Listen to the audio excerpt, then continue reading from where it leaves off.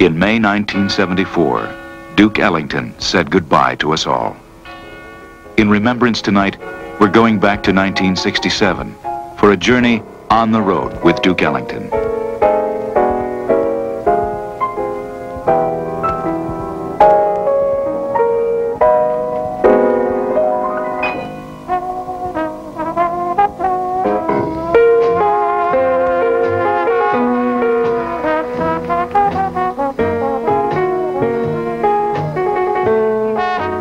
Do nothing till you hear from me. Sophisticated lady. The composer of these classics is Duke Ellington. At the peak of a career that has spanned 40 years and won nearly every triumph the world of music can offer him, Duke is about to receive an honorary doctor's degree from Yale University. Edward Kennedy Ellington, it is a special pleasure for Yale to confer on you the degree of Doctor of Music. Yale is honoring Duke Ellington for a life he has lived in an extraordinary way, traveling endlessly in a wild but creative state of public performing and private composing, his state of being on the road. On Duke's road, Yale has been another brief stop in an odyssey for which location hardly matters, and the rush is toward musical destinations he keeps finding in his mind. To Duke, Yale's degree and enthusiastic reception hold a special meaning. It's another bit of encouragement in being made aware of the fact that somebody's listening. And that's the thing I'm in. That's the thing I do. I make noises, and there's no point in making noises if somebody's not listening. The enthusiasm and the fact that they do listen means that we're not alone, you know? And we don't want to be alone. You're wonderful, and I finally get to shake your hand, huh? Yeah, I'm getting lucky. God bless you. Thanks, same to you. Be happy. As I was standing over at the ticket counter, I turned around and looked at you, and I thought, gee, he looks like he should be important. It looks like Duke Ellington with long hair. Being on the road assures Duke Ellington of never really being alone. But it also provides a kind of isolation he needs to compose. The new music, he turns out, creates another need for him that helps keep his band on the road. The guy who writes music, I think, has got to hear his music. Of course, that keeps me sort of trapped with a band because I'm rather the impetuous type of person who, if I write it tonight, I want to hear it tomorrow night, you know. So I can't afford to wait for somebody else to decide to call rehearsals or keep my own band, you know. Duke has kept his band playing continuously for 40 years, and into an era when the music business has failed to support other big bands. He's done it by staying on the move, seeking out his audiences around the world. In the last year, we've been to Europe 8 weeks. We have been into Africa, Senegal. We've been to Japan. We've been from coast to coast, I don't know how many times, in the United States and in Canada. And every night I give a house party and I'm the guest of honor.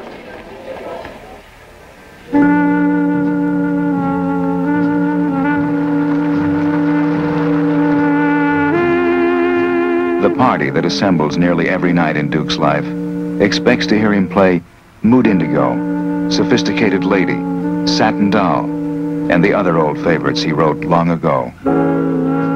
Happy birthday, dear Duke.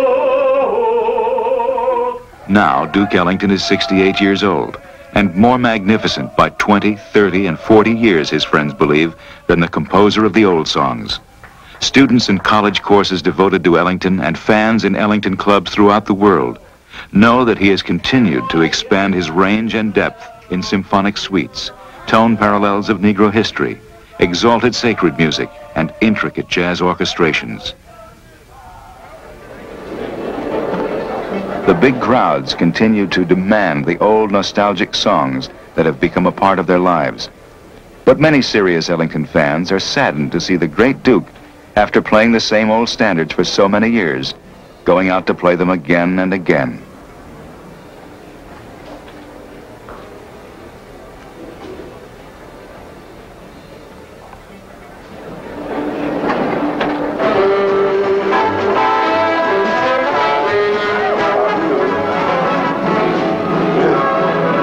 I'm the conservative type.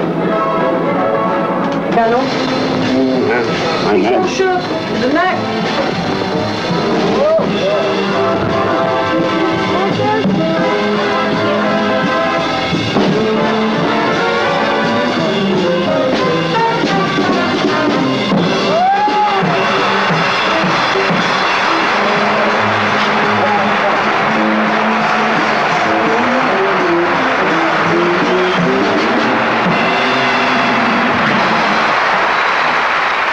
You know, I've been very lucky as a songwriter, and right now I'd like to play a few of those songs we've written. Some have become hits, some have become standards, and of course we hope that all of our compositions are among your favorites.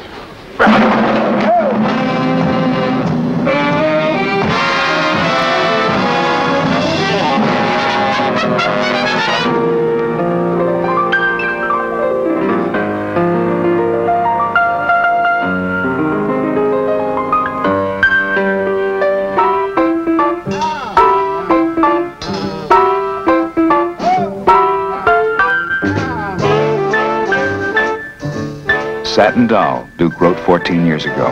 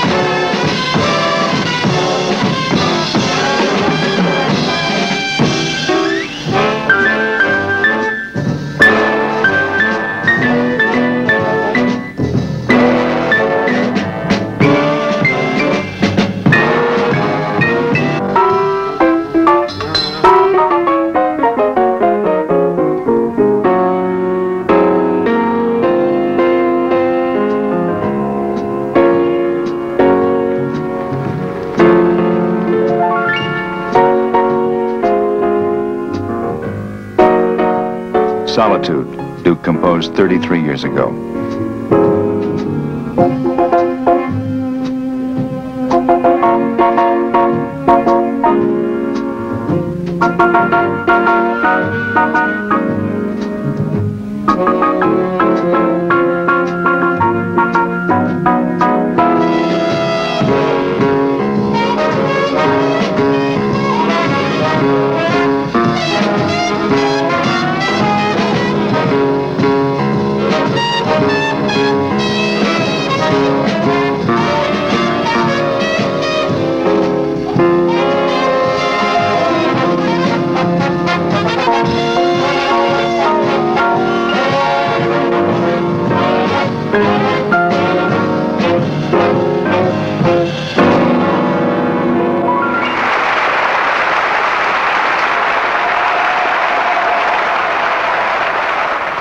Among the Ellington admirers this night is another great jazz musician, Louis Armstrong. Why don't you come up there and blow cootie and those cats out on the stage? Very few people I pay or buy a ticket to here. You know, that's the respect. I just love to buy that ticket for a cat like and the very few dressing rooms. You four kids there for him.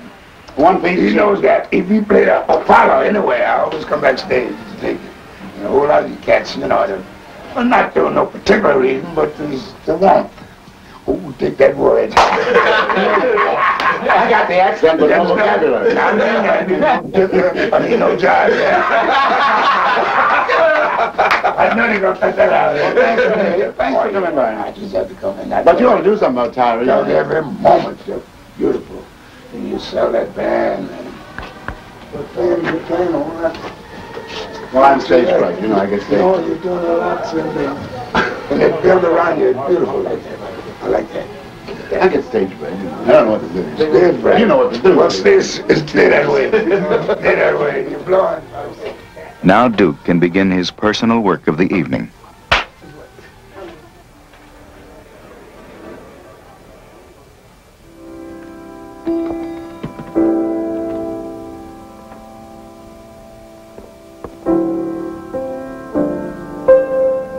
At the end of his day as a performer, Duke is left alone by the crowds and the band and gets down to composing, working out at the piano the musical thoughts that have been generating in his mind all day.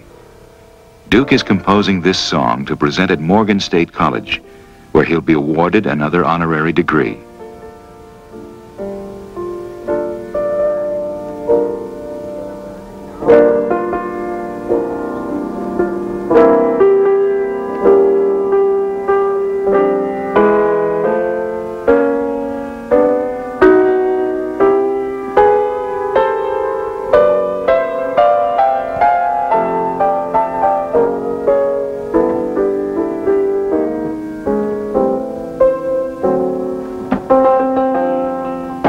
The hour is late, and it's the job of Duke's road manager to get him back on the road.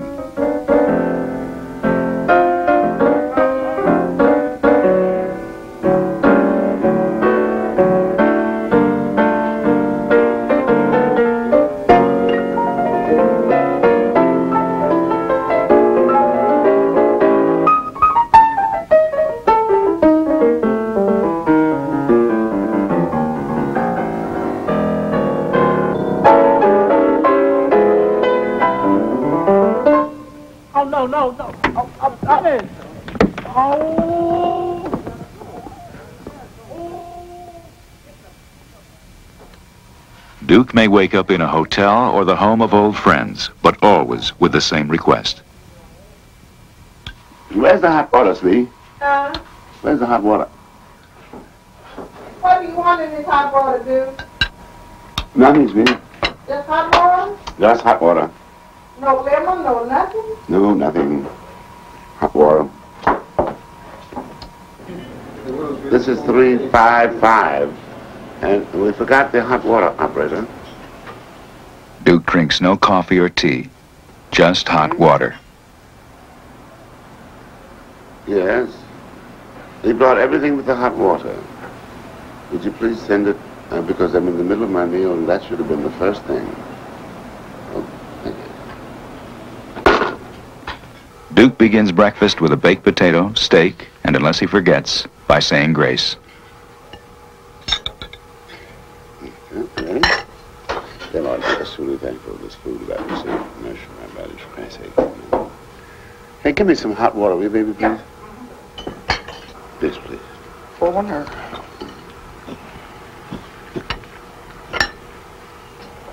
My first meal is my foundation meal.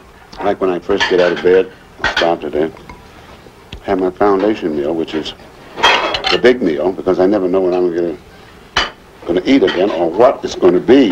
So I don't gamble on this one. Finally, the day has begun. Or you want it there?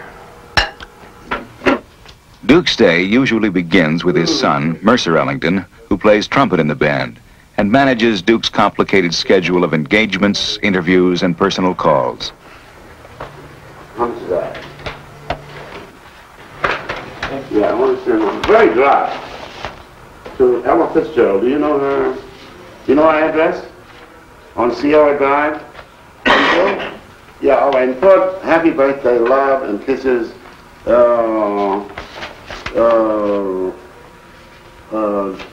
Duke Ellington and Billy Strayhorn. Huh? Billy Strayhorn, S-T-R-A-Y-H-O-R-N. Just put the Ellingtons and the Strayhorns. Well, no, retirement is a kind of a funny word because nobody can seem to tell me what I'm going to retire to. You know, if you tell me what I'm going to retire to, then I've got a choice. But, you know, stagnation ain't going to look good on me, I'm sure.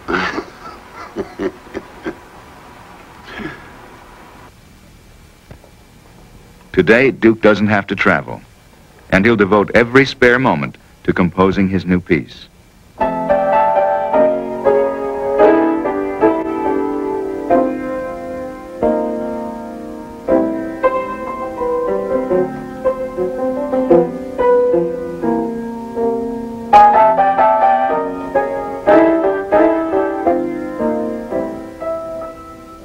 Duke has been composing music for 54 years, but his inspiration still responds in capricious ways. Well, you sort of just live, as I say, in search of that melody. You know? That's what it actually boils down to. Racing around. And after you've absorbed the day and you get all settled down, you're quiet, you're all ready to go to sleep now, you turn out the light, you put your head on the pillow, and you get your sleeping stance together, and there's the idea you've been looking for all day long, you know? And you get up and put the light on, and get the paper and the pencil, and jot it down, put the light out. And usually before you go to sleep, you got the next part of it.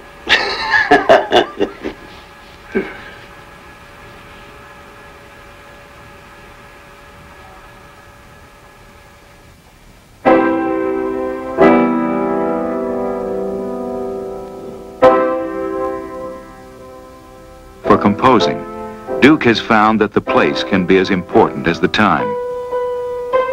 As far as I'm concerned, I think the best place to work is in one room, not a suite.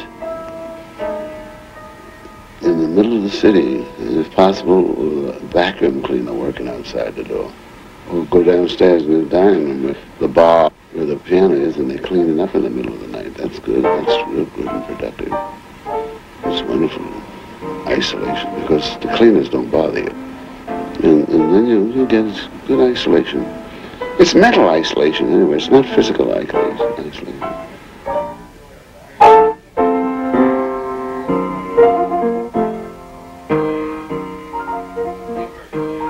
Tomorrow, Duke will perform his new composition accompanied by bass and drums. If he had time, he'd write out the music for the other musicians to read. But dawn is catching up.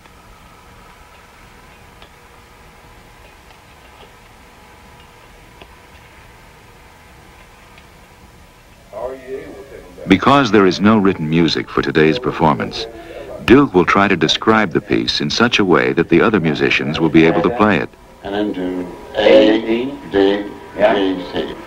Dot, dot, dot, G, A, B flat, B natural, C, C, and G flat, F. You know, and probably, and then, only repeat, dot, D, dot, D, dot, the long one, D.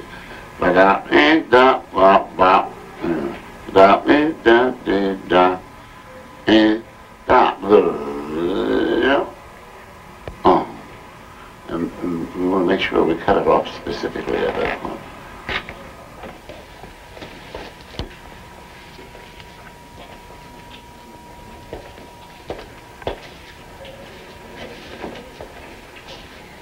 Morgan State College is giving Duke an honorary doctorate, and he'll play the piece he's been composing for the occasion, which he has named Salute to Morgan State.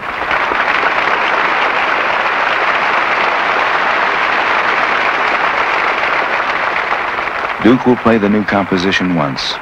It will probably never be written down or recorded.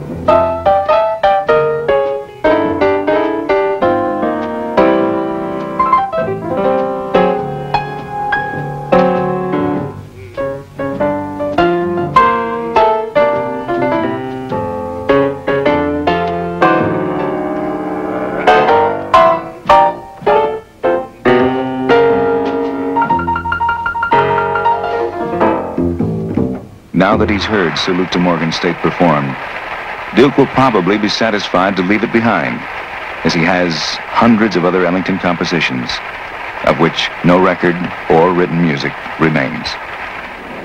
A guy who writes music, I think, has got to hear his music. Otherwise, nothing. I mean, there used to be days years ago when people would come out of the conservatory after investing the greatest part of their life, you know, maybe 10 years and many times more. They'd mastered all the devices of the masters, and they written symphonies, concertos, rhapsodies, and never got to hear them.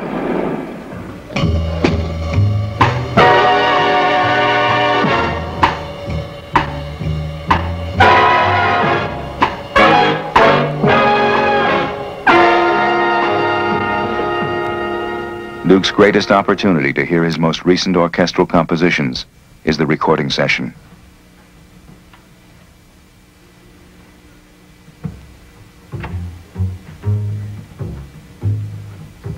She'll come in on the second beat. Oh, I like that. Come here. 7 and 8 ball. 1, 2, 3, 4. Is that difficult over here? Huh? We're not getting it in the beginning. One more time, right? 1,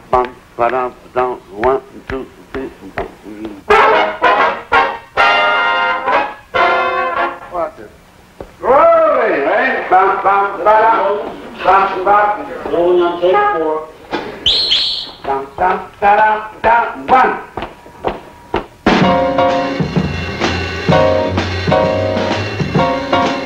Duke sets the percussive pace from the piano. This is Rondelet, being recorded for RCA.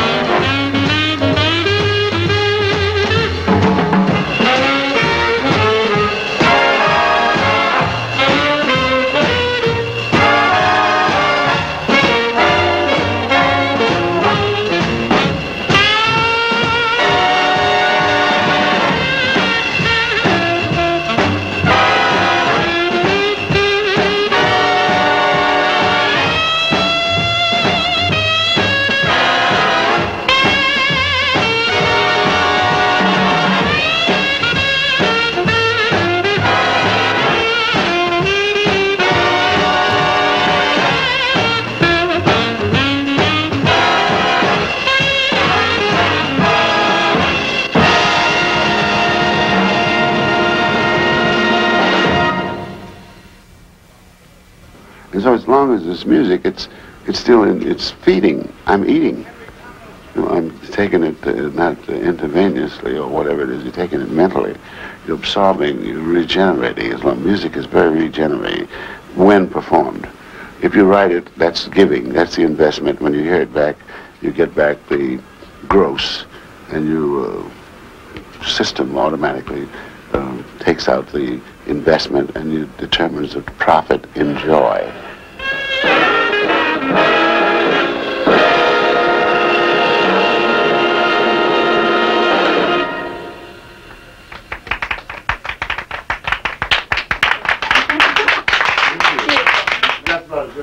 Occasionally, Duke also has an opportunity to hear his more recent compositions at concerts for special audiences, religious or symphonic. Duke has just conducted the Kalamazoo Symphony in his well-known Harlem Suite, and now he's returning to unleash one of his most dazzlingly orchestrated modern compositions, Traffic Jam.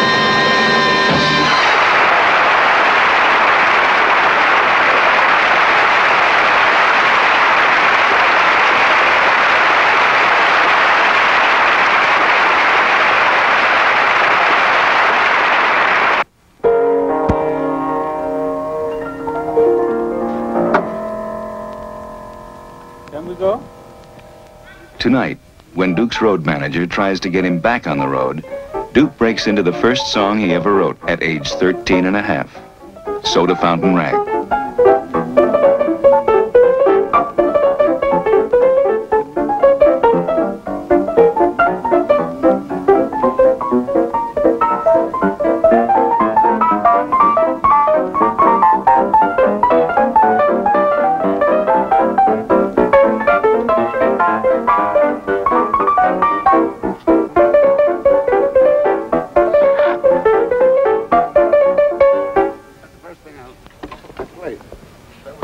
That's a Soda Fountain Rag. That's the beginning. I can't play it anymore. It's too hard.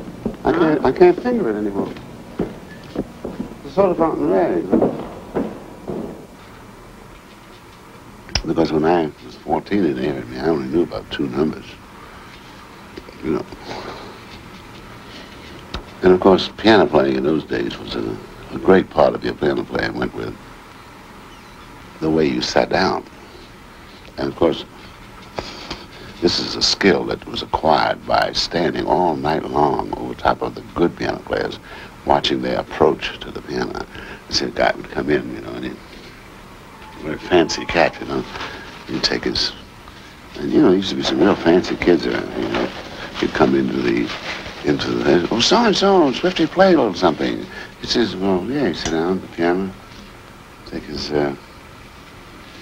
handkerchief out, dust off the keys, you know, back in there, you know.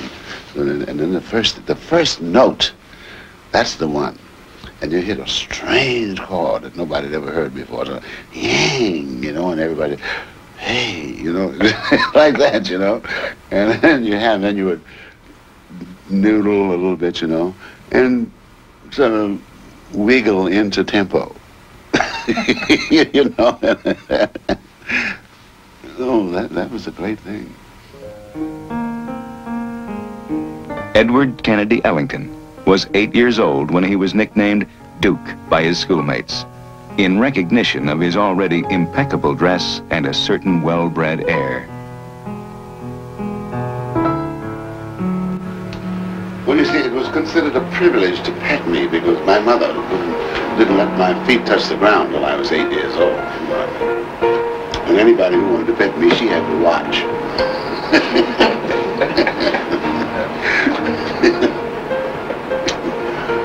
And when she'd left, she'd leave me in the custody of her mother. And all these girls and the mother's sisters. Duke's grandmother was a figure of correctness and good manners. His aunts surrounded him with dignified femininity and a sense of style.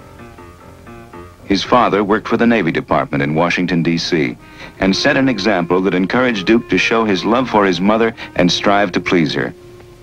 Duke carried this over to womankind in general, with a gallant appreciation of the opposite sex that flowered from the first day he ever played in public, a day that led Duke at once into the nightlife of a musician.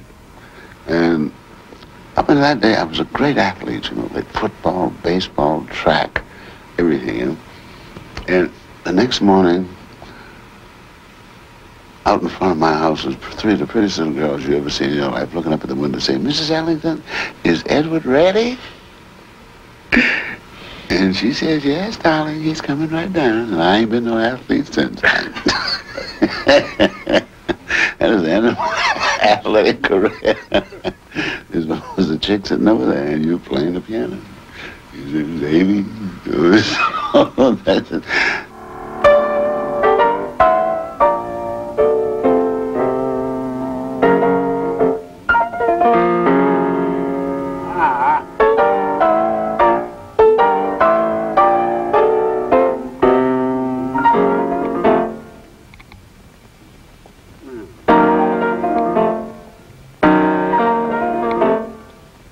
Mercy, you're now in Columbus, Ohio.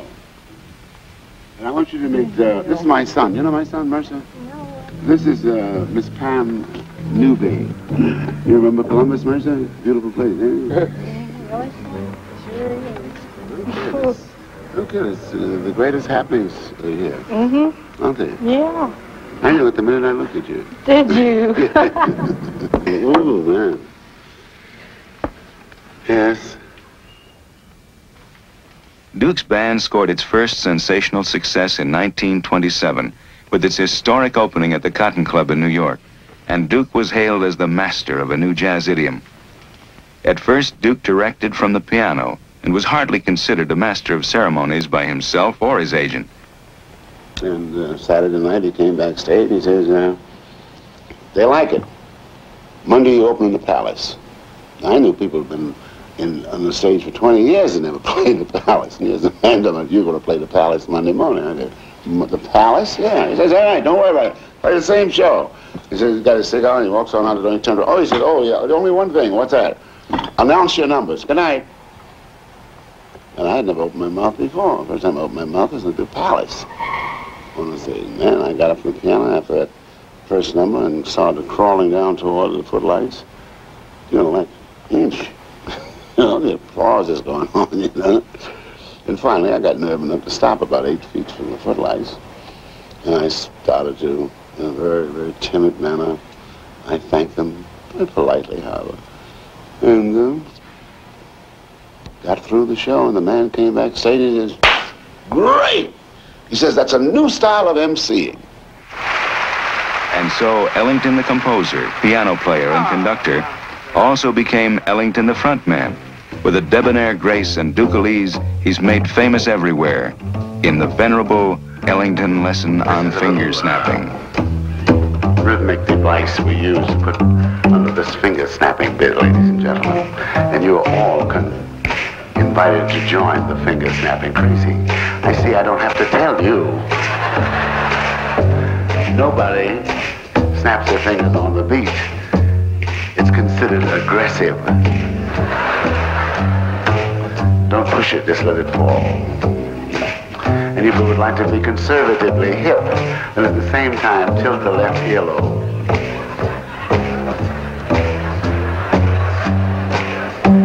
Establish a state of nonchalance. And if you would like to be respectably cool, then tilt the left earlobe on the beat and snap the finger on the afterbeat there. Then you really don't care. And so by routining one's finger snapping and choreographing one's earlobe tilting, one discovers that one can become as cool as one wishes to be. With that, we certainly want to thank you for the wonderful way you've inspired us and remind you that you are very beautiful, very sweet, very gracious, very generous, and we do love you madly. Thank you.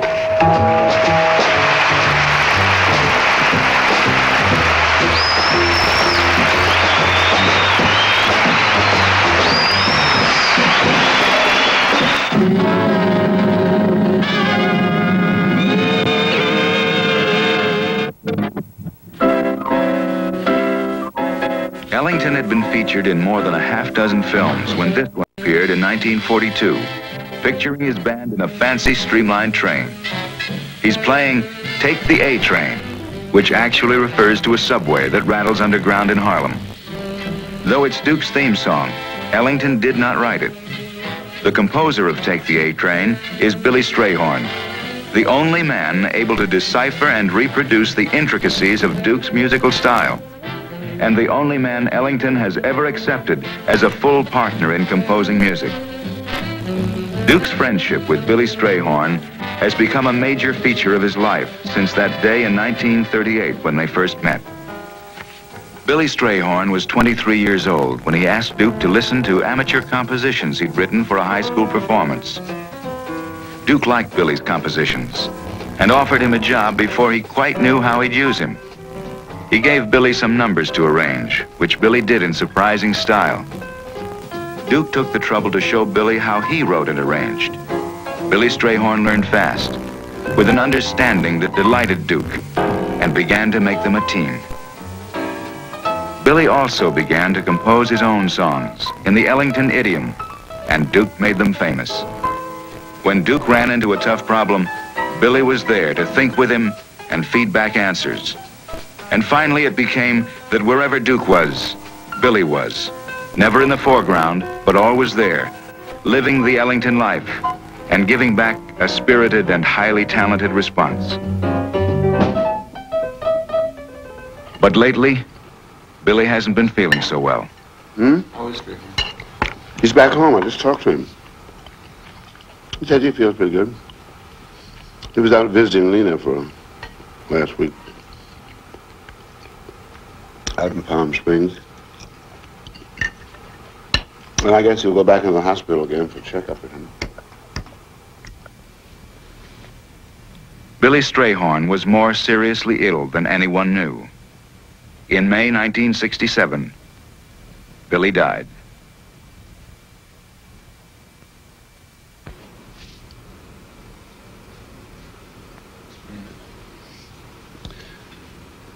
To me, Billy Strayhorn was severest critic, editor. He had the greatest authority. I mean, with Billy Strayhorn, I always had a great security. You know, audiences marvel at the grandeur of his tonal supremacy, the mantle of which he wore only with grace. A beautiful human being adored by a wide range of friends. Rich, poor, famous, and unknown. Great artists pay homage to Billy Strayhorn's mastery of his craft. Because of his God-given creative ability, because on applying himself to his rare sensitivity, Billy Strayhorn accomplished a marriage of melody, words and harmony like fittings made compatible with happiness. Billy Strayhorn, Duke Ellington, May 31st, 1967.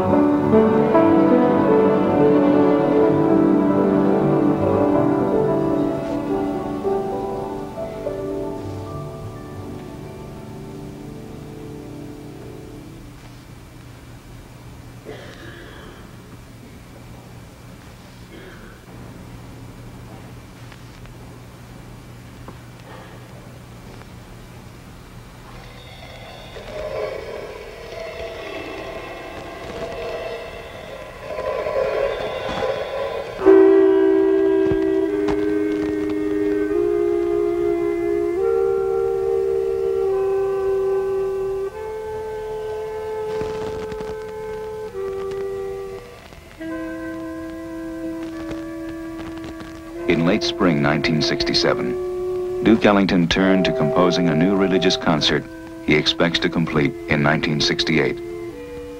Now, I play a lot of places. Now, I play nightclubs, and gambling casinos, and the greatest music halls in the world, the greatest concert halls with the greatest symphonies in the world, and all that for a living. But when I play sacred music, I play this for me. This is personal. This is not career. It's the most important thing in my life.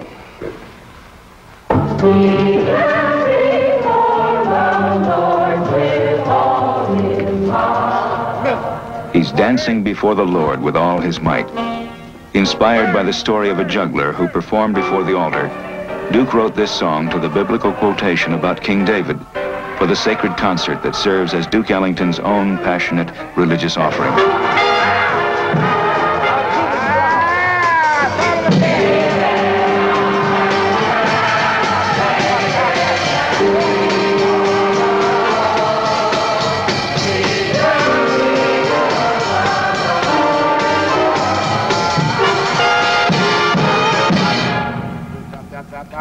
Come on, everybody!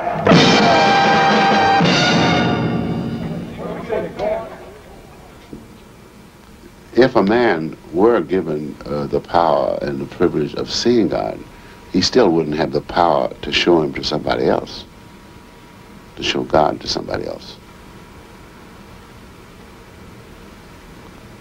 Or to show God to somebody, and it's impossible beyond that. I mean, it's even just that much more impossible to show God to an unbeliever. If you don't believe, you can't see God. You close your eyes, you can see God. But not by looking. You see, you look and you see, and it's there. God is there. And now we come to the major theme of our sacred concert, which is taken from the first 4 words in the Bible. In the beginning, God. We say these 6 syllables many, many times, rhythmically, melodically, instrumentally, and vocally. The vocal will be handled by Tony Watkins. We start now with John Lamb, Harry Connick, Jimmy Hamilton.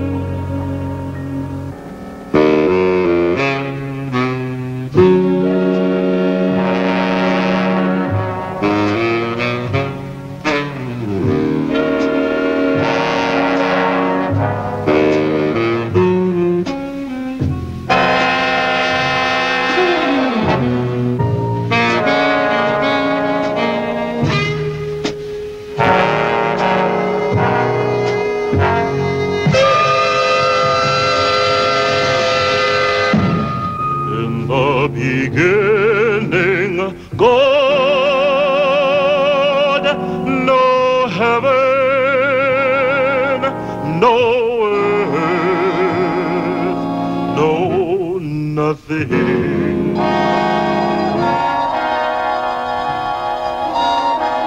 In the beginning, in the beginning, God.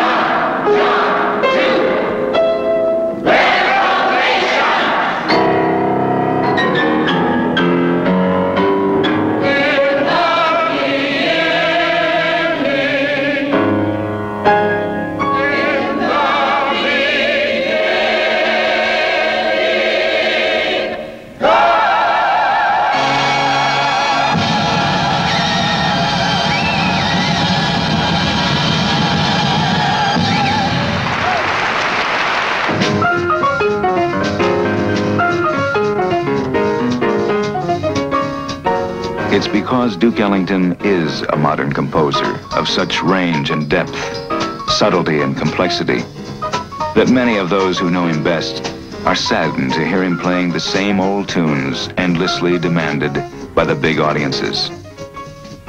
Oh, these are the people with the ears. And my major interest is people who have ears. Without the people who have ears, we don't amount to anything. We're not working for anything. We're working, we could be very well sit home and write music and then play it on the piano and listen to it. Or if we found musicians who were sufficiently enthusiastic to work without money, we could have a nice workshop, rehearsal orchestra or something like that for laughs, you know. But that isn't very kicky. You play for yourself and you play for the people, you play for everybody. You don't want to be any nicer to yourself than you are to the people. And so, the performer plays the old favorites with a feeling of purpose, nostalgia, and love that keeps the composer creating, that keeps Duke Ellington happily on the road, alive with all his creations, present, future, and past.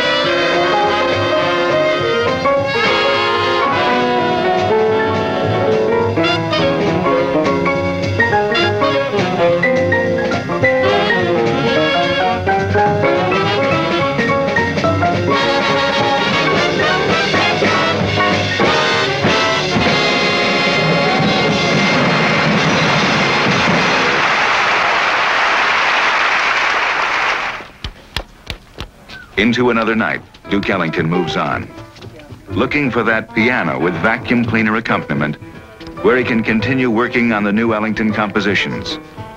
Music so advanced, sophisticated, and modern that this year the jazz critics of Europe and America voted Ellington the world's best composer, top arranger, with the finest band, who turned out the finest recordings, new and old. That's Duke Ellington, on the road, at age 68. That's how the film ended in 1967. There was music by Duke we didn't have time to include in that film then. We'd like to end with some of it now. We'd like to do now our theme, Billy Strayhorn's Take the A Train.